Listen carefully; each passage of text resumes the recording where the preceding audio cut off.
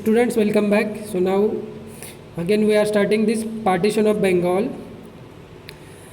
We have studied before this mostly almost 30% of the chapter, and it was extremist phase, moderate phase, all these things. INC, Indian National Congress, and then objectives of Indian National Congress. So now we will start this partition of Bengal. So the British decided to use the policy of divide and rule to create a rift between Hindu Muslim. Okay, तर मग हिंदू मुस्लिम समाजात एक प्रकारे दोन भाग करायचे, त्यांची एकी कमी करायची किंवा नष्ट करायची. म्हणून मग ब्रिटिश सरकारने काय केलं की फोडा आणि राज्य करा या नीतीचा अवलंब करायला सुरुवात केली. ठीक आहे, त्यांनी असं करायचं ठरवलं. So then viceroy Lord Curzon contributed to it. तर मग त्यावेळेस जे तत्कालीन व्हॉइसरॉय होता कर्झन, त्याने मग याला थोडं प्रोत्साहन दिलं. एक प्रकारे आपण जे म्हणतो की एक खतपाणी घातलं. ठीक आहे. So Bengal was a very large province. To carry out the work of this province was difficult from administrative point of view. तर मग बंगाल हा एक मोठा प्रांत होता आणि मग या प्रांताचा प्रशासकीयदृष्ट्या जर कारभार बघायचा असेल तर मग ते खूप अवघड जात होतं. ठीक आहे. तर मग असं कारण पुढे करून actually it was not the fact, just it was a reason given by Curzon in 1905. And then मग 1905 साली त्याने बंगाल प्रांताची फाळणी जाहीर केली.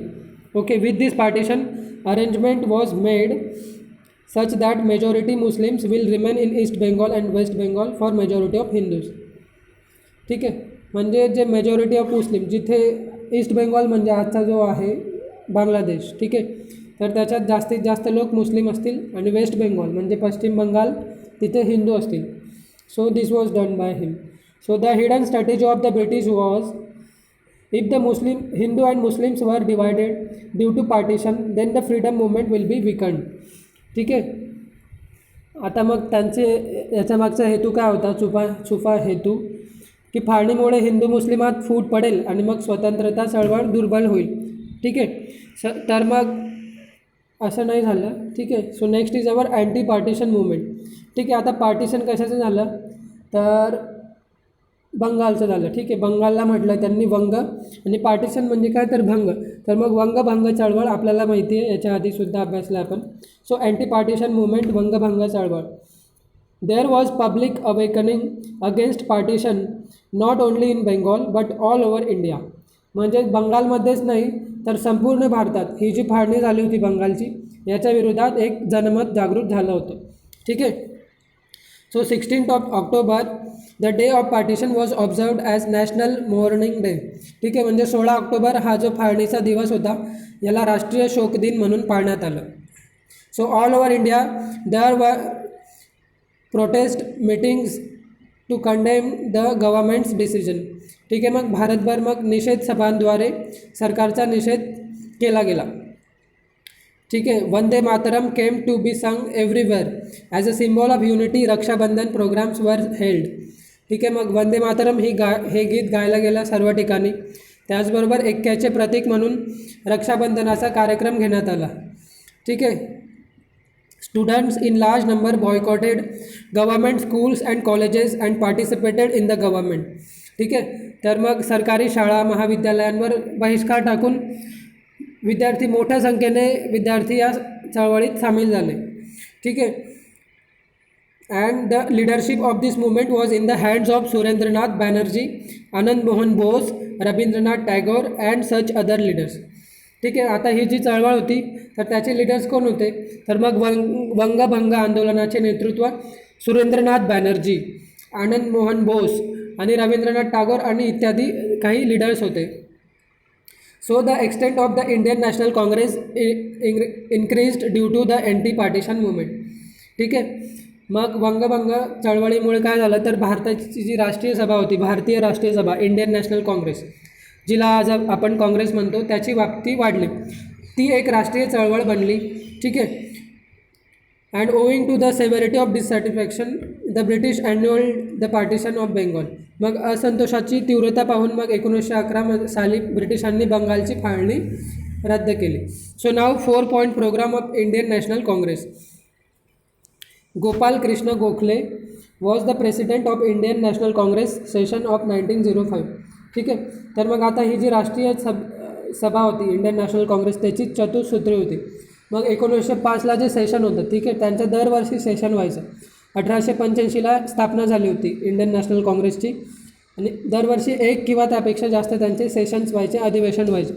तर मग 1905चं जे राष्ट्रीय अधिवेशन होतं त्या अधिवेशनाचे अध्यक्ष कोण होते तर गोपाळकृष्ण गोखले होते. तर मग he supported the anti partition movement. ठीक आहे.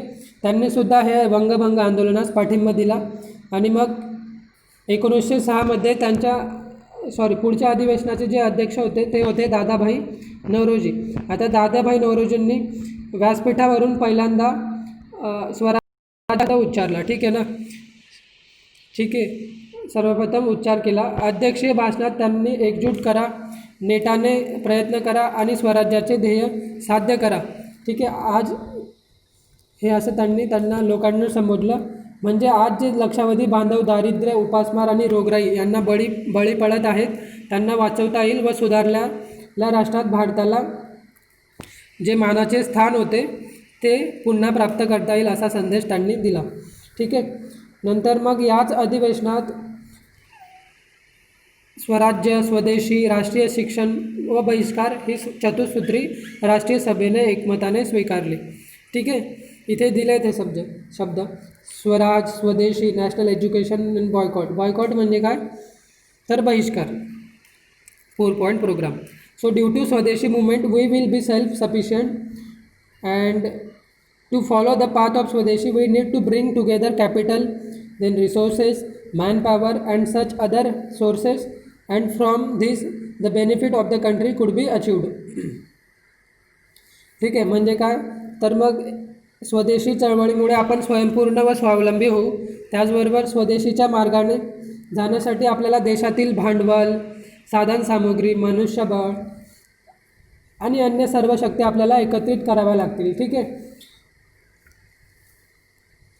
त्यातूनच मग देशाचे हित आपल्याला लवकरात लवकर साधता येईल. परदेशी वस्तू व मालावर बहिष्कार टाकणे ही पहिली पायरी होती आणि मग परदेशी राजवटीवर बहिष्कार ही पुढची पायरी असे ठरले. ठीक आहे. मग बहिष्कारामुळे ब्रिटिश साम्राज्याच्या मुळावरच घाव घालता येईल असे नेत्यांचे मत होते. ठीक आहे ना. So now do you know Gopal Krishna Gokhale founded the servants of India society in 1905.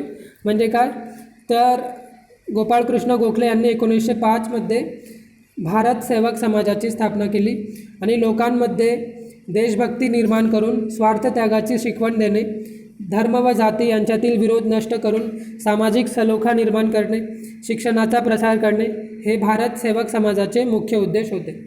ठीक आहे. So differences between now moderates and extremist. ठीक आहे. आधी आपण बघितलं होतं की मॉडरेट आणि एक्स्ट्रीमिस्ट आणि मग त्याच्याचबरोबर आता आपण त्यांच्यात काही डिफरन्सेस आहेत ते सुद्धा बघणार आहोत. So differences between moderates and extremists. The differences between the ideologies of Indian National Congress rose to a great extent in the Surat session of 1905. आता जेव्हा आपण हे शिकतो जहाल व मवाळ यांच्यातील मतभेद. ठीक आहे. आपल्याला माहिती की जे भारताचे स्वातंत्र्य सेनानी होते किंवा फ्रीडम फायटर्स त्यांच्यात 2 गट होते, जहाल आणि मवाळ. तर यांच्यात काही विचारसरणीत मतभेद होते. ते पुढे जास्त वाढले. कधी तर 1907च्या सुरत अधिवेशनात. ठीक आहे. आधीच मी सांगितलं की प्रत्येक वर्षी वेगवेगळ्या ठिकाणी त्यांचे अधिवेशन व्हायचे. तर 1907ला त्यांचं अधिवेशन होतं सुरतला, ज्याच्यात त्यांच्यातील जे मतभेद होते विचारसरणीत ते अधिक विकोपाला गेले, म्हणजे खूपच वाढले. ठीक आहे. So the moderates were trying to keep aside the resolutions of swadeshi and boycott. ठीक आहे. And the extremists were trying this opposition should not be successful. ठीक आहे. म्हणजे जे मवाळ गटवादी होते त्यांचं मत होतं की स्वदेशी व बहिष्कार हे बाजूला ठेवले पाहिजेत, परंतु जे जहाल होते त्यांची अशी खटपट होती की हे यशस्वी होऊ नये. मग त्यात आता बघा गोपाळकृष्ण गोखले, सुरेंद्रनाथ बॅनर्जी, फिरोजशाह मेहता अशा मवाळ पुढाऱ्यांनी जहाल नेते राष्ट्रीय सभा काबीज करण्याचा प्रयत्न करत आहेत असा आरोपही लावला. ठीक आहे. मग लाला लजपतराय यांनी मध्यस्थी करण्याचा प्रयत्न केला आणि मग जी भारतीय राष्ट्रीय सभा आहे त्यांनी काय म्हटलं की हे एक राष्ट्रीय व्यासपीठ असून त्यात फूट पडून चालणार नाही असे टिळकांचे मत होते. ठीक आहे. अधिवेशनाच्या वेळी मग तणाव वाढला व तडजोड अशक्य झाल्याने अखेरीस भारतीय राष्ट्रीय सभेत फूट पडलीच. ठीक आहे. So it was split in the 2 parts now. So splitted. So separation of the British सरकारची दडपशाही. So after anti partition movement the government was disturbed looking at the influential public prostate. ठीक आहे.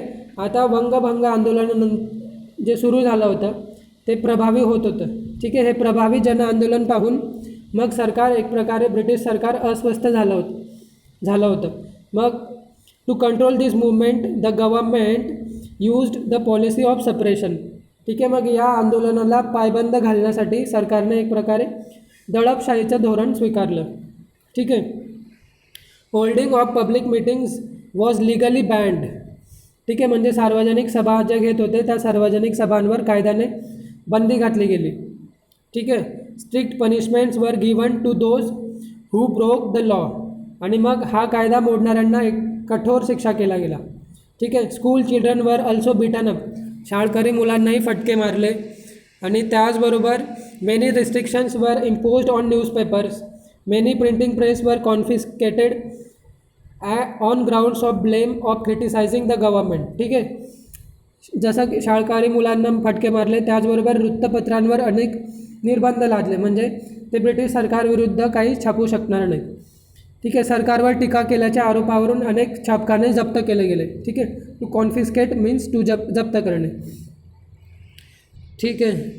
So next writers and editors were imprisoned. Strict actions were taken against the extremist leaders. ठीक आहे. तर त्याचबरोबर काय झालं तर लेखक व संपादक जे होते लेखकांना व संपादकांना तुरुंगात डांबले गेले. सरकार जहाल नेत्यांविरुद्ध कडक कारवाई केली. ठीक आहे. आता सरकारने त्याचबरोबर जे जहाल नेते होते त्यांना this led against extremist leaders. This led to a severe reaction in Bengal. जहाल नेत्यांना त्यांनी तुरुंगात टाकलं किंवा कठोर कारवाई केली. त्याचबरोबर मग काय झालं जे याची बंगालमध्ये एक तीव्र प्रतिक्रिया उमटली. काय सुरू झालं मग the revolutionaries adopted the means of firing bomb blast etcetera. These bomb attacks were advocated through Kesari newspaper by Lokmanya Tilak. Okay. तर मग आता हे जे बॉम्ब हल्ले होते ठीक आहे क्रांतिकारकांनी बॉम्ब हल्ले गोळीबार इत्यादी मार्ग स्वीकारले आणि मग बॉम्ब हल्ल्यांचे समर्थन करून केसरी पत्रातून ते केलं गेलं. ठीक आहे. लोकमान्य टिळकांवर मग राजद्रोहाचा आरोप ठेवला. ठीक आहे. Lokmanya Tilak for which he was sent to Mandalay jail at Myanmar for 6 years imprisonment. ठीक आहे. त्यांच्यावर देशद्रोहाचा आरोप ठेवून मग त्यांना 6 वर्षे म्यानमार इथे मंडालेच्या तुरुंगात ठेवले गेले किंवा पाठवले. So next Bipin Chandra Pal was sentenced to jail. ठीक आहे. बिपिन चंद्र पाल यांना कारावासाची शिक्षा ठोठावली. And Lala Lajpat Rai was deported from Punjab. आणि मग लाला लजपत राय यांना पंजाबमधून हद्दपार केलं गेलं. So now next question for homework is right a short note on separation of the British. Write a short note on separation of the British and also write a short note on 4-point program of Indian National Congress. Write a short note on 4-point program on Indian National Congress.